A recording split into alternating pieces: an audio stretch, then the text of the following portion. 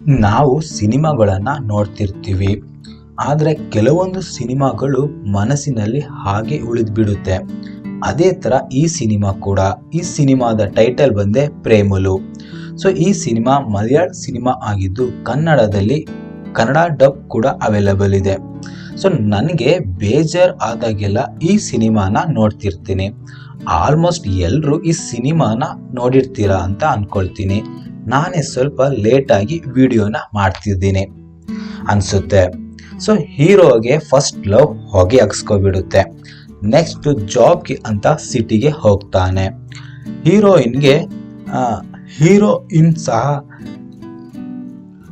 Heroine ಸಹ ಸಿಟಿಗೆ ಬರ್ತಾಳೆ ಜಾಬ್ಗೆ.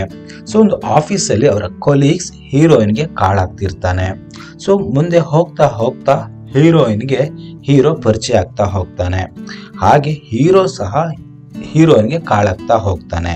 ಸೊ ಈ ಸಿನಿಮಾ ಕೊನೆಗೆ ಈ ಹೀರೋಯಿನ್ ಯಾರಿಗೆ ಸಿಗ್ತಾಳೆ ಅನ್ನೋದೇ ಈ ಸಿನಿಮಾದ ಒನ್ಲೈನ್ ಕತೆ. ಸಿನಿಮಾ ನೋಡ್ತಿದ್ರೆ ಸಿನಿಮಾದೊಳಗೆ ನಾವೇ ಕಳೆದು ಹೋಗ್ಬಿಡ್ತೀವಿ, ಆ ಥರ ಕಾಮಿಡಿ ಇದೆ.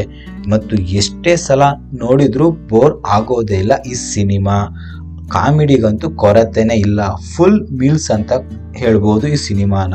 ನಾನಂತೂ ಬೇಜಾರಾದಾಗೆಲ್ಲ ಈ ಸಿನಿಮಾನ ನೋಡ್ತಾ ಇರ್ತೀನಿ. ನೀವು ಸಹ ಈ ಸಿನಿಮಾ ನೋಡಿದರೆ ಕಾಮೆಂಟ್ ಬಾಕ್ಸಲ್ಲಿ ಕಾಮೆಂಟ್ ಮಾಡಿ. Do the subscribe.